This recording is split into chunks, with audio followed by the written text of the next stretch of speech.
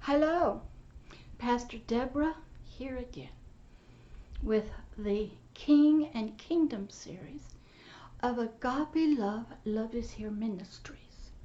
This is another episode, I'm not sure which number, but I have an opportunity to do the webcamming and the taping, and a lot of people knew that I was going to do it, so they are coming in and they're going to hear something because we're in the garden. Even though this videotape, I am biologically in my living room. Imagine that. Just spent 2 days, Saturday and Sunday, at the T&W flea market. I'm an indoor mall, not a vendor, I don't sell anything.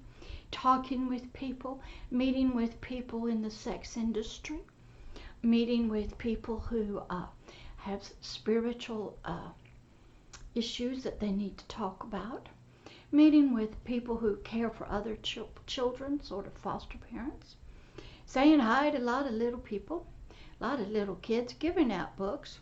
And at the same time, I was working on my article, my story called It's Time, trying to get that written and finished up on the website, and doing LinkedIn and commenting and watching YouTube and multitasking, even listening to Christmas music while I'm doing all that. Whew, I am tired, but I try not to let a weekend go by that I don't record something for you and get some new stuff up. Today's episode is everybody ready? Do everybody have your pencils? Good. Your tablets? You got your listening ears opened? Is your heart opened? I have a lot of strange people here today.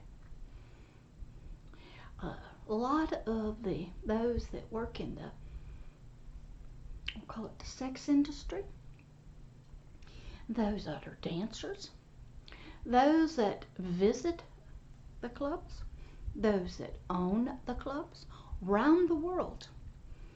Agape Love is reaching out to all of them because I think they all need it. Is everybody here? All right. Ready? Let's go. Today's series, episode, whatever you want to call it, doesn't matter to me. The teaching is called Words. Remember, we've been in episodes about the Word. I'm taking you someplace. But first we have to understand words. We've talked about how it wants to rule us, how it's planted, its goals, its purposes, that it is written into laws and declarations of independence and documents, and it rules this system of spirit, soul, and body. Then out through the mouth to rule other people. Now sometimes they take that word rule and mean control. We see it now today. I actually saw it on LinkedIn. Things are happening in Iran, in China, in other countries where the current leadership is not doing very well by their nation, their resources. They're not good neighbors to people. They're not a part of the community, the world civilization. They don't love even themselves. They don't have a heart of agape love planted in it yet. So people are irritated, is not the word for it. And you can see it all on the news and on the outlets. And I even prayed a special prayer today that big sky in the eyes planes, drones, by other countries who love freedom will get the internet into countries where it's been cut off.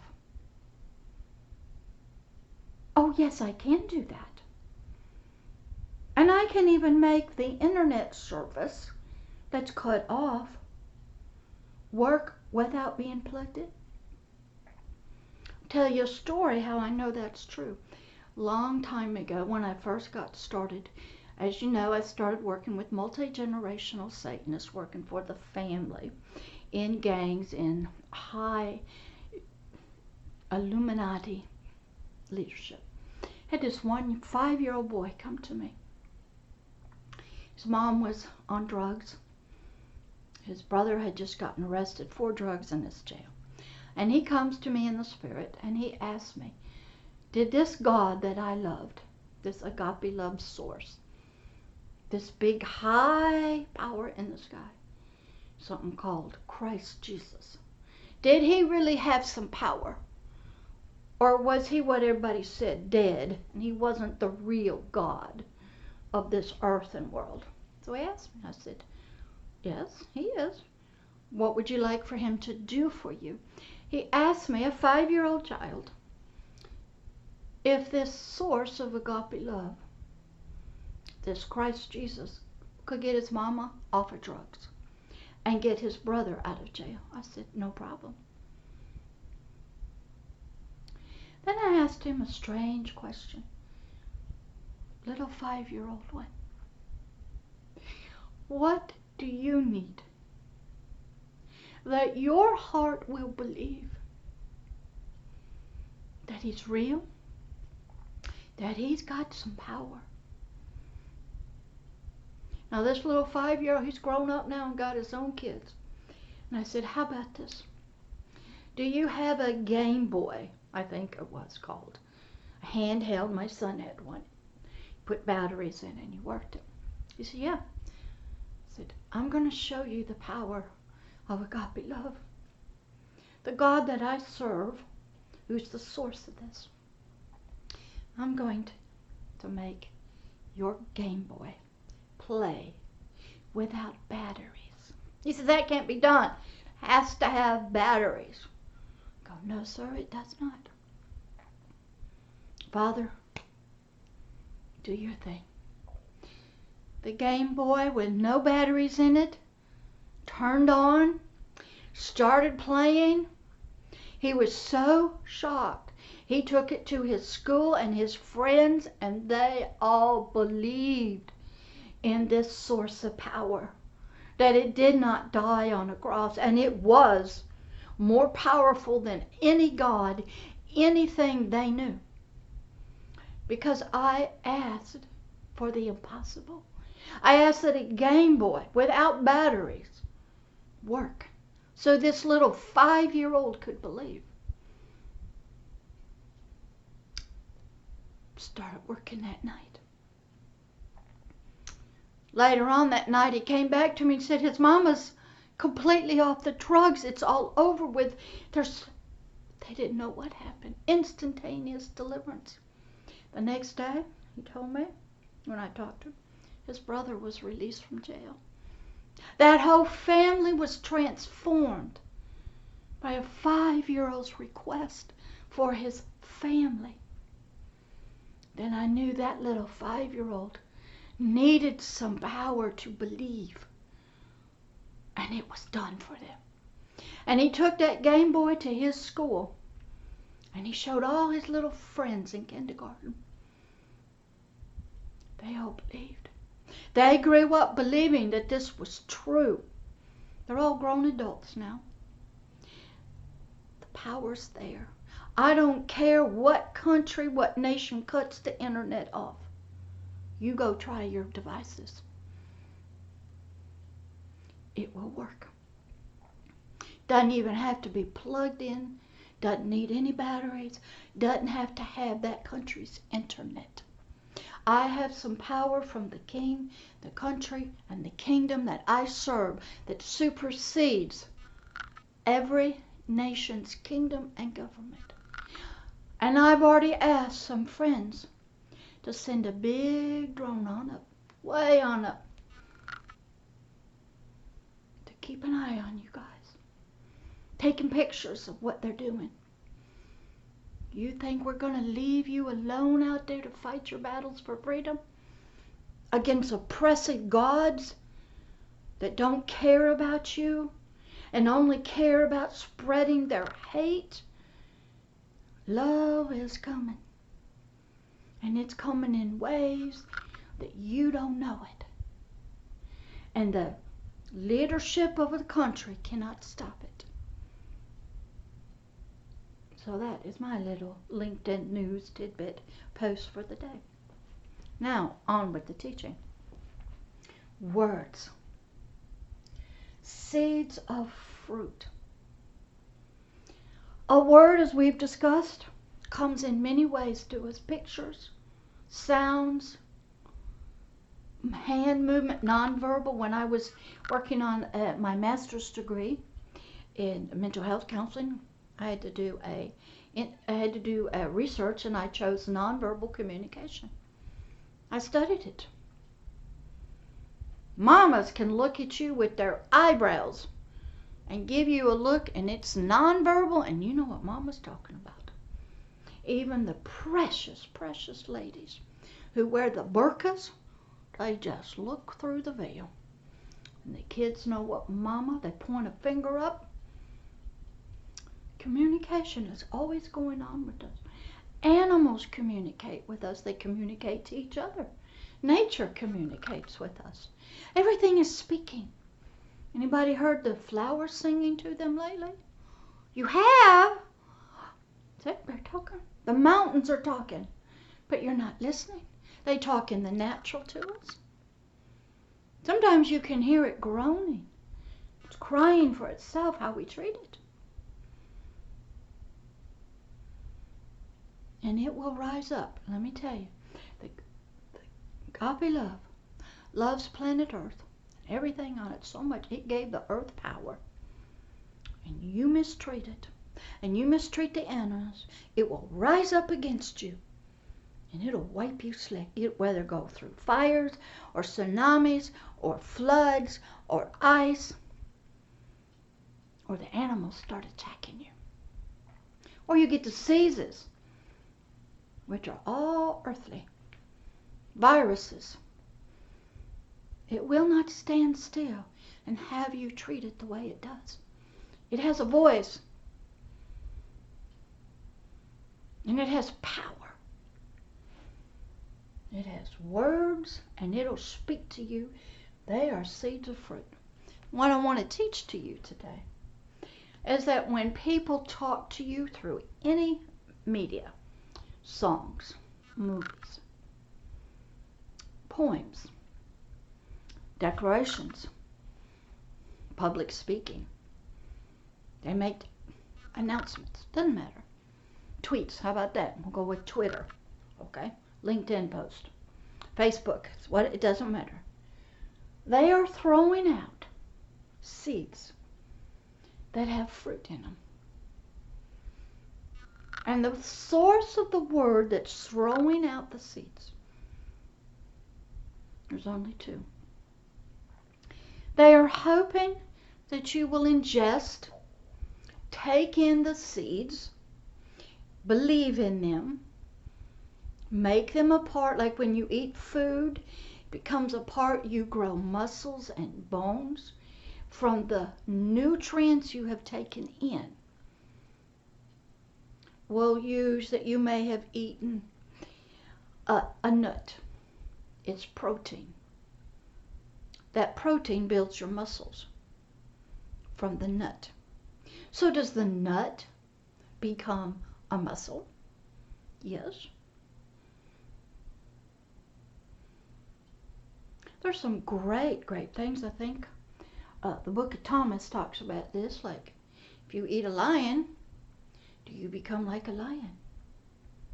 If a lion eats you, do you go into the lion? Does it get human qualities? Very interesting things people are trying to figure out. But a word is like a nut. It's a seed. Comes into you through your ears, through your eyes, through your touch, any way it can. We're even paying attention and eating on words of the ancient Egyptians. A lot of us on the ancient Greeks. They're philosophers. Okay, we way back there. Our ancestors, their words were seeds implanted in us. They became traditions and our culture and our religion. And then we grew a plant inside of us, a concept, an idea, a precept, a philosophy from that seed. And then that grew and grew and grew and grew in us because we nurtured it through our culture, through our education, the books we believed, the people we listened to. It nurtured it, watered that seed, and it grew and it grew and it grew in us. Eventually a big tree, mature, from one little seed. Then what happens? The tree matures a little bit more. It starts producing nuts, acorns, dates, coconuts, oranges, apples, bananas. Now, the tree does not eat those. This is a fruit, matured part. It's the actual purpose of the seed was to produce a tree or a plant that produced a fruit. And the fruit is for other people, not for the tree to eat, because it's already done its thing. So it can pass on more seeds to more people. So when words that maybe are hateful, unloving, that are lies, that are not good, and you receive them in and you believe them, and they take root, they start growing. You build philosophies around them, cultures around them, philosophies, religions, whole documents for the government, laws around them, justice systems, all by words. Now you can use words that define something, but it's not really what you mean. So they're deceptive words. Because what they really want is a hidden fruit. They don't want to tell you the truth. So they give you a fake word. You believe it's a good word and believe it. Fight for it. Kill for it. Serve the government for it. Kill anything that gets in your way. Beat up anybody. But that's not the real purpose of the word. You're just being used for a deeper, dark purpose from those people that spit the words out. Is that you produce a fruit. Is the fruit maybe chaos? Confusion. Take down a government. Redo the justice system. Cut off freedom. You either worship our God or we kill you. You can't come into our country. You're not welcome here. But we're going to come to your country and you can't tell us what to do. If we want to cut the genitals off of our females because our religion says that that's what we're to do, you do not have a right in a country. We have freedom of religion. We want to kill our own daughters for dishonoring us. We have a right to kill them. That's in our religion. So there's some bad fruit being taken in, spread around. So what words do, they're fruit. They come into our lives many different ways, desiring to be planted. You know me, got my 3 points. 1, what is a seed? A seed is always a small little thing. It has life inside of it. This one guy, Dr. Miles Monroe, did a great teaching, and I've listened to it. He talks about if I get a seed,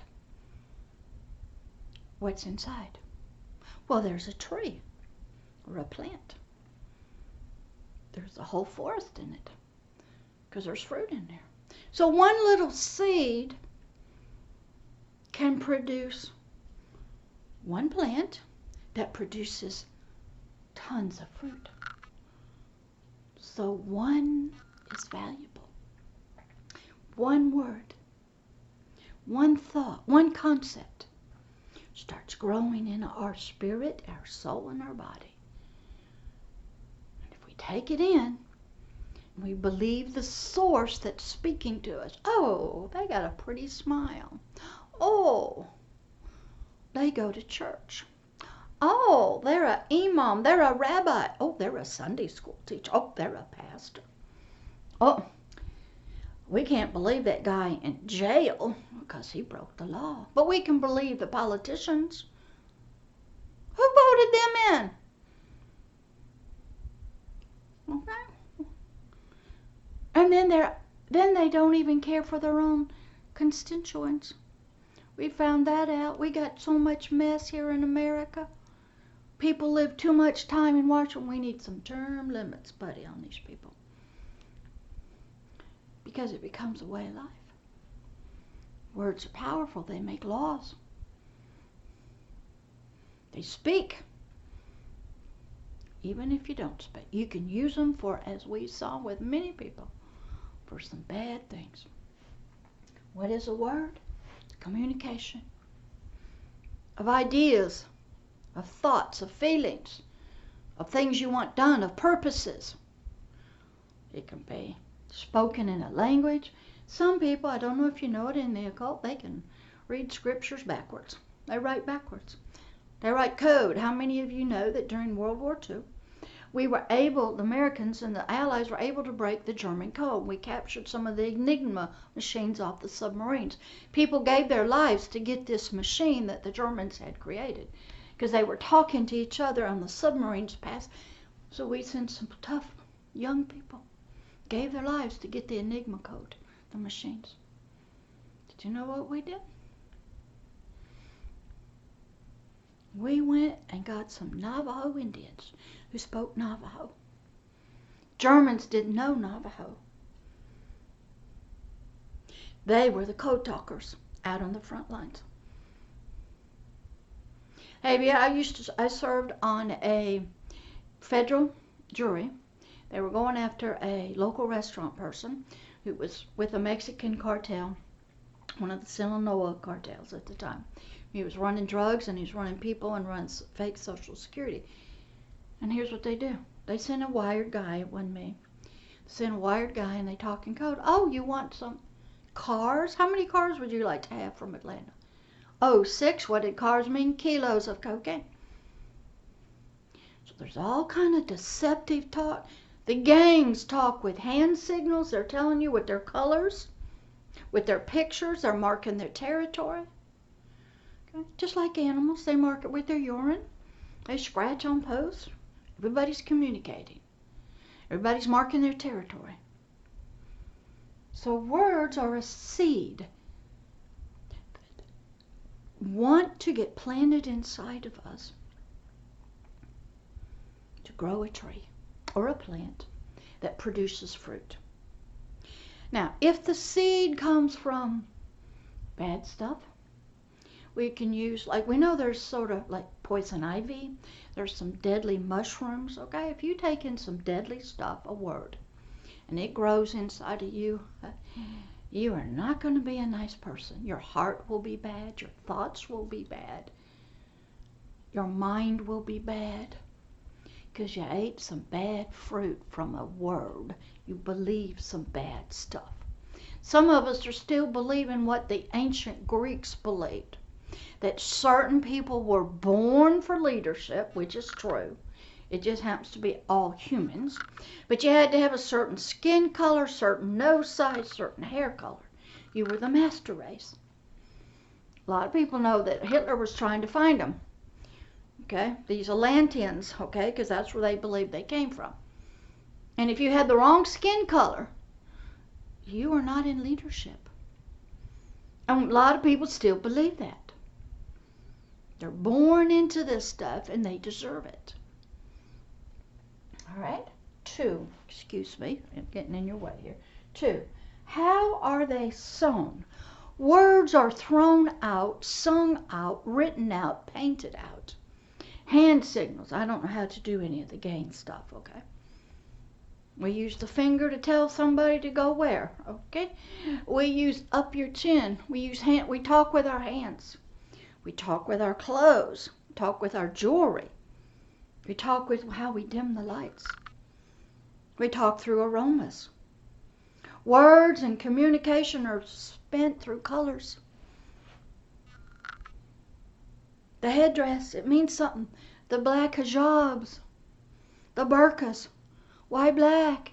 And yet the leadership wears white. Okay? We're all communicating words that we have been taught in early childhood. Before we could speak, somebody is talking. Our eyes are taking in the words, the communication, the music, the poems, and they're getting planted. Over time, with nurture from the culture, from the family, from friends, from movie, LinkedIn, Facebook, whatever you want to call it. It's nurturing those words that have been sown into our spirit, our soul, and our physical body. And they're growing. They're growing. They can be words of traumatic event, abuse, rejection, abuse, neglect, beatings, fear, not getting your needs met as a child from your parents, love, no love. The seeds are being planted. And then they're being reinforced. One of the great movies you want to watch to see how this is done to create sort of a mind-controlled robot is The Manchurian Candidate with Frank Sinatra, black and white. It's how these people were captured in the North Koreans or the Chinese through torture, were able to brainwash these people and use them to go kill people. And they'd have no memory of it. A lot of our militaries do the same thing when they have to go out and do bad things, and then when they come out and that gets broken, that's when your post-traumatic stress memories start flooding back in. Great movie to watch about words. Reinforcement. We all have it. We all grow up in families. We're listening with our ears before we can talk. We're watching with our eyes. We're being taught to. We're feeling experiences. Words are working. They're being nurtured. They're being planted in us. Number 3. What do these words produce? Words are going to produce something. Concepts, precepts, thoughts, beliefs, attitudes. Going to be all kind of beliefs about anything, depending on your culture. Then when those words that are in you run up against somebody else and they have different words, different trees, different fruit from a different source, there can be all hell will break loose.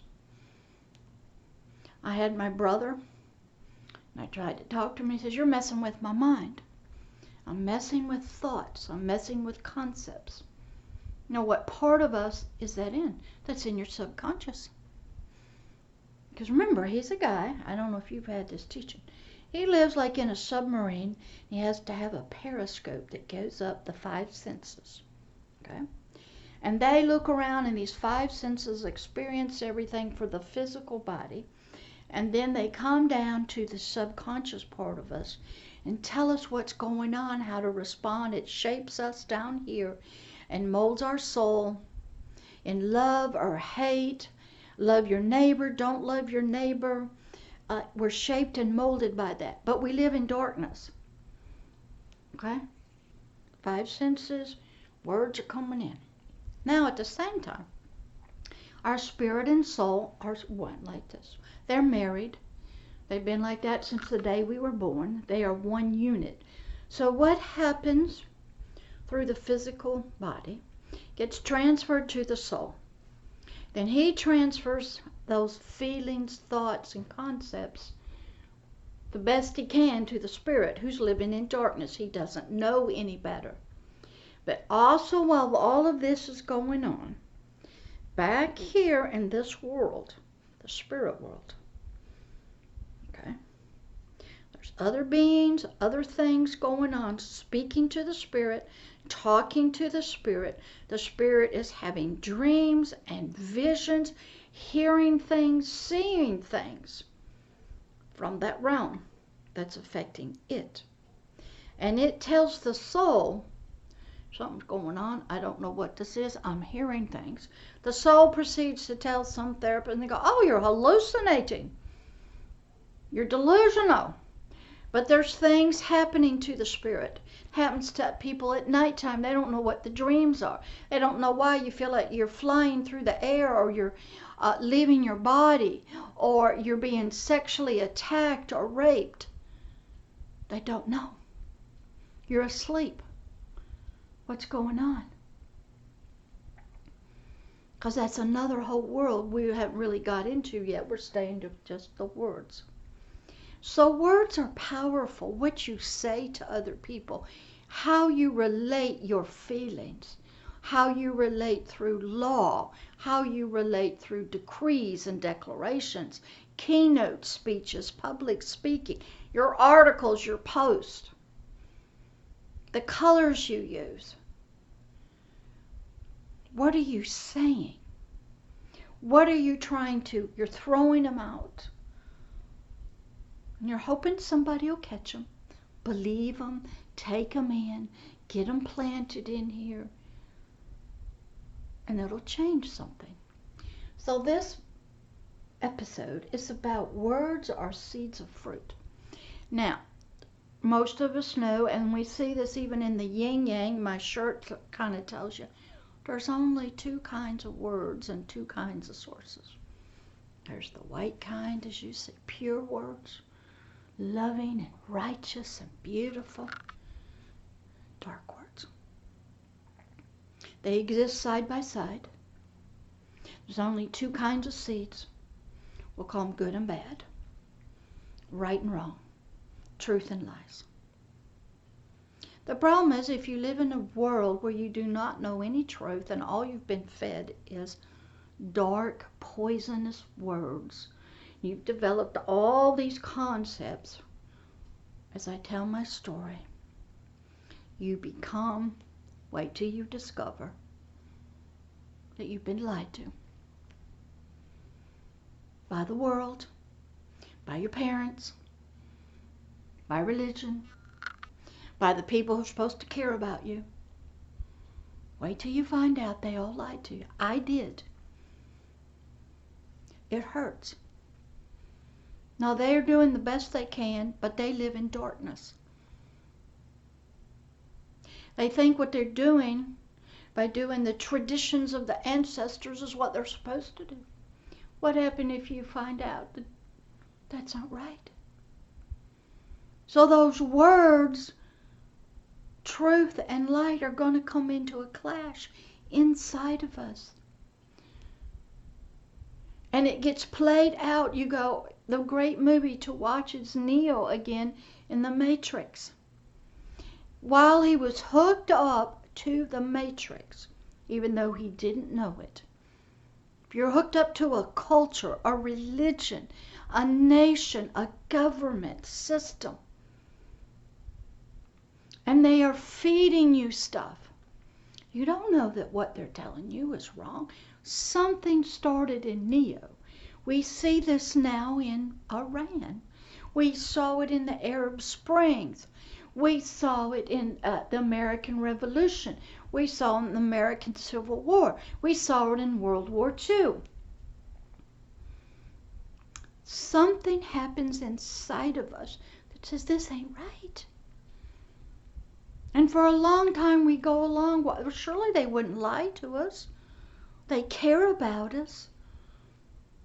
But something started happening. Influences, other seeds, other words, other people come into it. Okay? And they start challenging the seeds, the trees, the fruit that you're producing. They go, well, that ain't good. If you eat that, believe that, take it in as nourishment, it's poisonous to you. And when people find out that their leaders, their family, their culture, their religion, the businesses, the governments really don't love them and do not have their best interest at heart, they get mad. They rise up. I don't know what else to do. Okay? Now we got a clash. We got it in Hong Kong between a government that kicked this Agape Love out. I just wrote this. Out of its nation. Had a revolution. But they're using Confucius, who says we're all to be in unity and one. And if you don't go along with what the government says, then you must be a rebel. Go back and watch China cry. Go back and study China and how it went from to what it is now. Why would it not allow and honor the contract it made with Britain and Hong Kong? Because bad fruit from bad words want to control people and land and money and resources. And I actually wrote, money's become their God. And they can't, and that God cannot stand anybody to maybe want to eat different fruit, believe different words, have freedom from the food they're eating and they're serving. Words are the seeds of fruit. If they get planted, they have to get planted. And you either produce fruit from a tree or a bush or plant that's good fruit for everybody else to eat and grow, okay? Or the fruit is filled with some kind of poison. They will use Snow White. Walt Disney's excellent.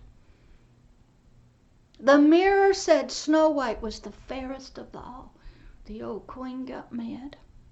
So what did she do? She went after her. Jealousy.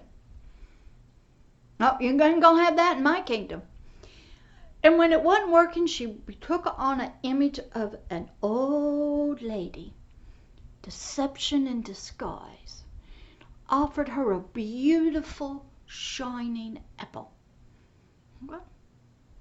And in Snow White's ignorance and sweetness and being offered from an old lady, she took a bite and it was filled with poison. We've all done it. We have all believed people who look innocent and are sweet, and we want to believe, and we take a bite of it, we believe it, it gets planted in us, and it's poison to us.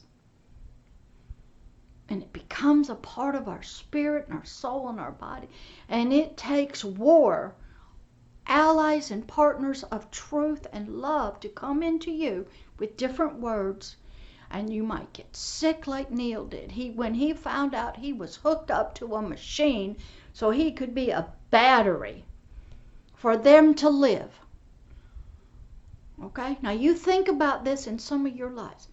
You are deceived and fed rotten fruit, words that deceive you to make you a slave for somebody else to live.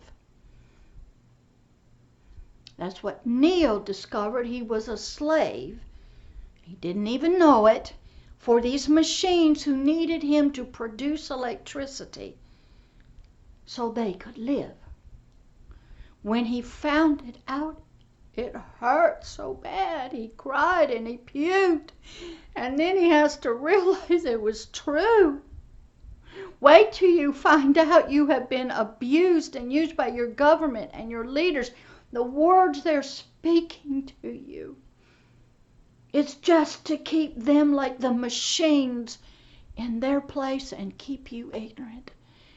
It hurts that you ate in the poisonous fruit like Snow White. And what happened to Snow White?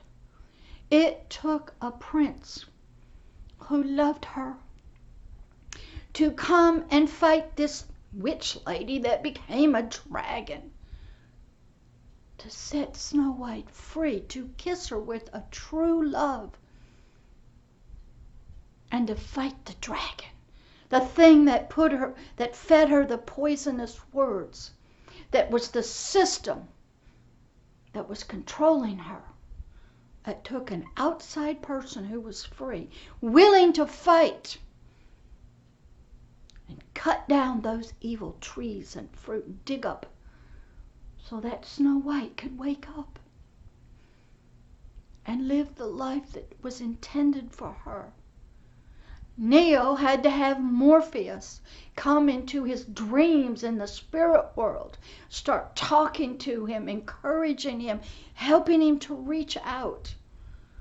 And then it came time to take the pill. You will always have a choice to believe the words that other people are telling you.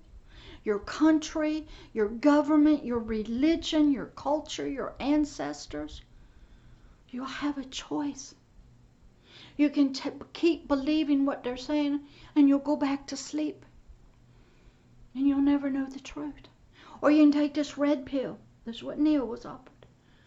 And you'll learn how bad this is and how deep it goes and how much control has been in your life. And you'll learn the whole mess. And he gets offered by Morpheus. It's your choice. Now you don't know what's there. I do, Morpheus said. This world you believe in, all the words, all the seeds, you're living in a forest with trees inside of you, around you, all your friends, you all got the same fruit. Now if you want to learn, you have a choice. You can go back to sleep. You'll never know. Or you take this pill. Neo reached out and took the red pill. And what Morpheus said, I'm only offering you one thing, just truth. Just truth that you've been a slave. You have received words. They've grown trees in your life, concepts and ideas and thoughts to keep you a slave to somebody else. So they can live. Another great movie to watch to understand this about words and philosophies is Jupiter Ascending. Okay? It's about this girl that finds out she's a reincarnation of a queen. She gets taken off planet by Cain. She discovers that there's a system. And she discovers this by the real bad guy, I can't remember his name, the senior Abraxas guy. He says, all of life is consumption. And there are some people that were born to consume other people. And people are just harvest. They're just fields to be harvested and planted. That's all. He was taught this by his mother, words. And he said, you must learn that we people, we consume each other.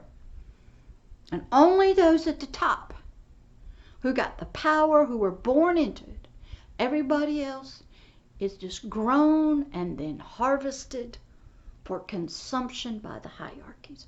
Think about that in your life. What have you been taught? What has human beings become to you? Just to be consumed? What's money for? What's education for? What's your religion for? Why are you even here? My goodness. So what do these words produce from these seeds? Trees, plants, they produce, their goal is fruit that you pass on to other people.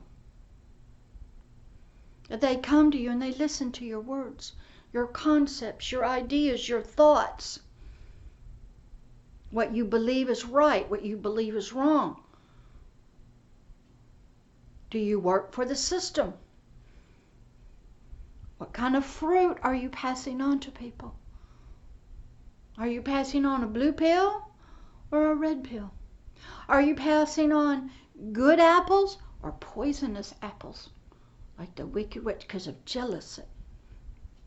Are you like the Braxis family? You consume other humans for yourself. They mean nothing to you. What kind of fruit have you been eating?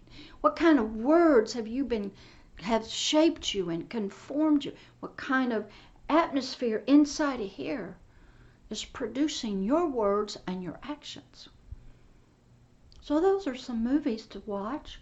I wanted to try to get to another webcam today. But words, they're seeds of fruit. Sometimes it takes a while, but they start when we're born. Sometimes it starts in the womb. Because babies, they know, a little baby in there can hear sounds. They can determine movement, and they can hear mama's heartbeat. So if you're around a lot of loud music and stuff, the words are already happening. They come out and you talk. You can see words on oscilloscope. You can see sound. Pictures are words. Hand touches, whether you are rough with somebody. I can go into a jail, hold a hand in prayer, and sexually assault somebody just with my hands. Based on what I do, I'm communicating with my hands. I can communicate with my colors, my clothes, how short my dress is, how tight my pants are. I can communicate the fruits that I have taken in, my life is producing. What kind of fruit is your life producing for other people to taste of, to consume? What kind of trees are growing in your spirit and your soul and your body? What are your beliefs and concepts and attitudes and ideas? What is it you believe about other humans? These are questions you must ask yourself. Go watch those movies. Take this video and see what has been formed in you. Maybe you lived in darkness, you didn't know, you just took in whatever anybody said and you believed it was true. I did that. Then you start questioning it. And you try to question leaders or family and they tell, keep your mouth shut. It's none of your business. And then you go to another country maybe, and you run into different cultures, and now you got a culture clash inside of you. Maybe you have a culture clash with religion, beliefs about women, children, business, who's to work, who's to stay home, what's okay, what's not okay. Ask yourself, what have you been believing, taking in as fruit? And then what kind of fruit are you producing for others to see, be nourished by? So that's this episode. I'm going to take a little break, get everybody a break. I'm going to read you a story, a poem, a letter that came from a precious young man. He's in heaven now to me as a word of encouragement. Love everybody. Keep coming and keep going. And be loved and blessed. Let your tree that's in your life be one of spirit and life, one of good fruit, one of love. And if you don't have it, believe me, I can go in there. If you want to, we'll cut the tree down, the concepts, the idea.